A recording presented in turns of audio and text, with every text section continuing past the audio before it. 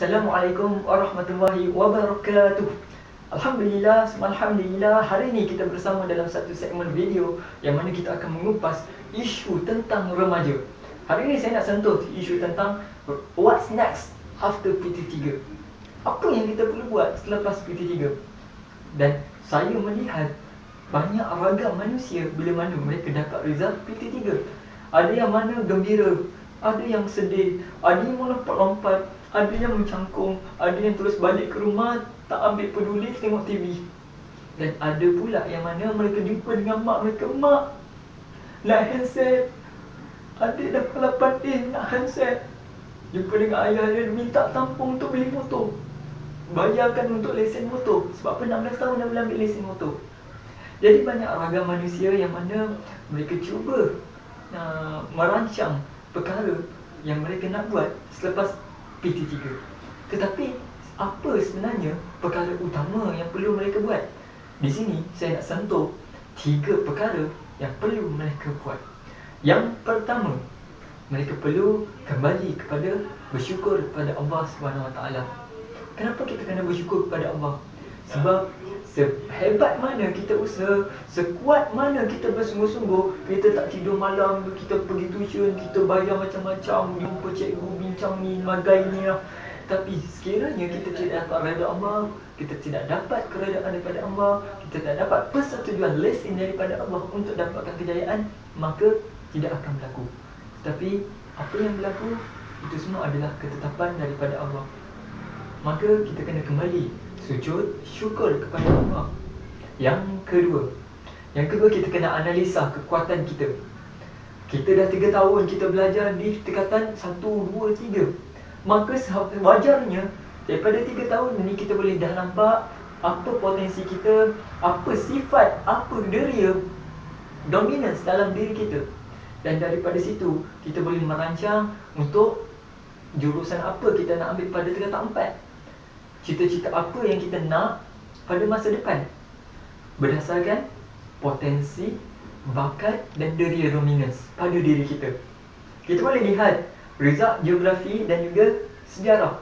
Bagaimana penilaian dibuat adalah berdasarkan kerja khusus yang kita jalankan, kerja lapangan. Dan kerja lapangan ini memerlukan kita turun ke masyarakat, kita berjumpa masyarakat, kita melihat, kita kena buat sesuatu. Dan itu sebenarnya menyentuh dari sudut deria, visual dan juga kinestetik. Kita kena buat, kita kena sentuh macam gitu-gitu.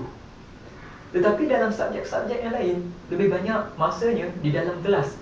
Di dalam kelas bagaimana kita, bagaimana sikap kita bila mana cikgu mengajar.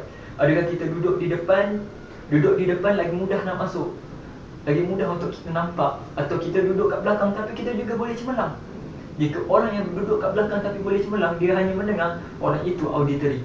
Tetapi bila mana dia kena duduk kat depan, dia kena pandang apa cikgu buat, apa karakter, apa tangan cikgu ni, maka orang itu visual.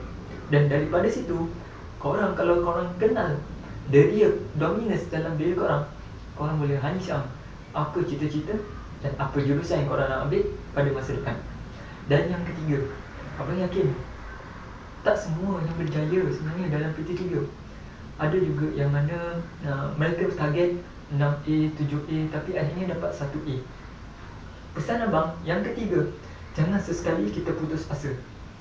Banyak kisah yang menunjukkan bahawa kegagalan sebenarnya adalah jalan menuju kepada kejayaan. Kegagalan sebenarnya adalah satu motivasi, satu semangat, satu seruan untuk menuju kepada kejayaan yang lebih besar. Thomas Edison yang buat lampu, dia mencuba, ada riwayat yang menyatakan bahawa dia mencuba sebanyak 1000 kali, dan ada yang menyatakan sebanyak 10,000 kali. Banyak riwayat. Tetapi yang nak disentuhnya, dia telah mencuba 999 kali gagal. Jadi jangan sesekali putus asa dan jangan menyerah kalah. Masih panjang lagi masa. So daripada 3 perkara yang saya sentuh, yang pertama, kembali sujud syukur kepada Allah SWT. Yang kedua, kenal potensi, deria, dominance yang ada pada diri kita dan analisa. Dan yang ketiga, jangan sesekali putus asa.